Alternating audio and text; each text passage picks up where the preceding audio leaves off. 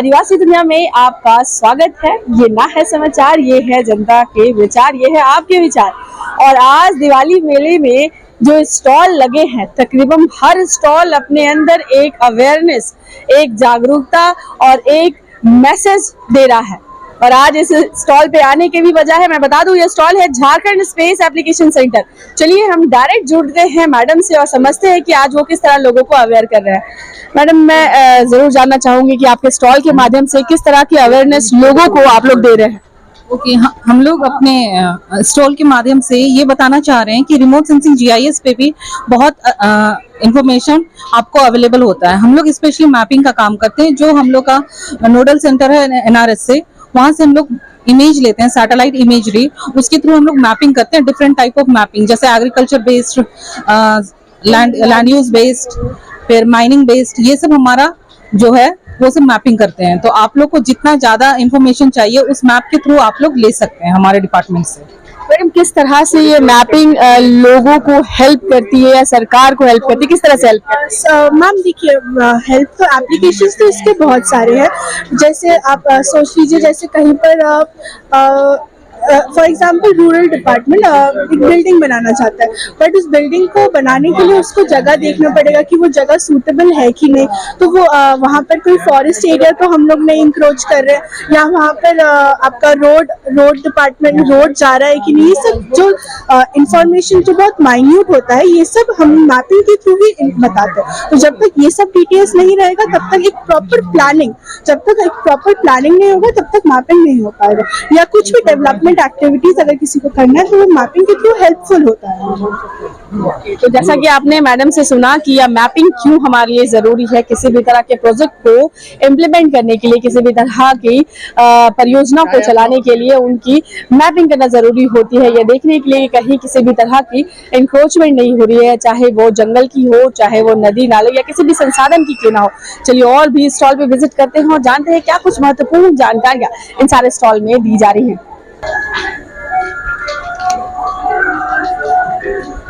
तो जैसा कि मैंने आपको बताया कि कई ऐसे स्टॉल लगे हैं जो अवेयर तो कर ही रहे हैं, साथ ही साथ कई तरह के अपॉर्चुनिटी है। कई स्टॉल ऐसे हैं जो झारखंड की परंपरा को रिप्रेजेंट कर रहे हैं। आज जैसा ही एक झारखंड टूरिज्म इस स्टॉल में हम आ पहुंचे, हमारे साथ एक सर है जो बताएंगे कि टूरिज्म के इस क्षेत्र में झारखंड कितना पिछड़ा है या कितना आगे है, यह हम इन्हीं से जानते हैं। सर, क्या लगता है टूरिज्म के मामले में हम अभी भी पीछे हैं या फिर हम आगे आने की कोशिश कर रहे हैं?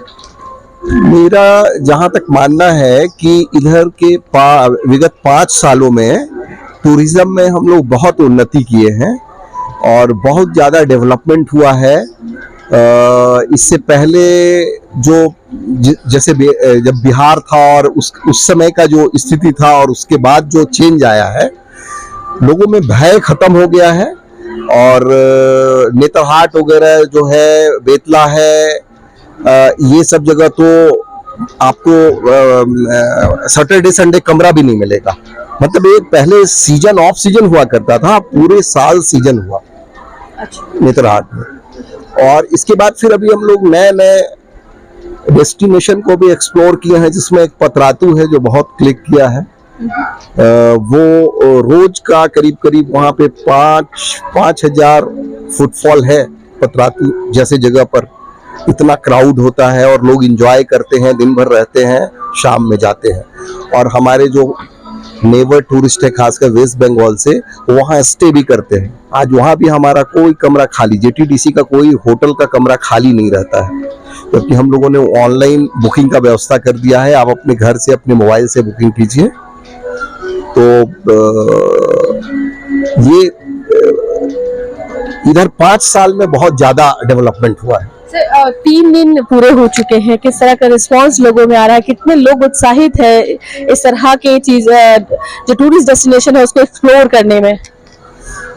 ऐसे तो ये फेयर है और यहाँ बहुत कुछ है, बहुत से स्टॉल लगे हुए हैं, लेकिन 50% से ज्यादा जो विजिटर्स हैं वो हमारे स्टॉल में जरूर आते हैं और यहाँ पर पर्यटन क्षेत्र के बारे में जानकारी जरूर लेते हैं और ब्रोशर भी लेके जाते हैं।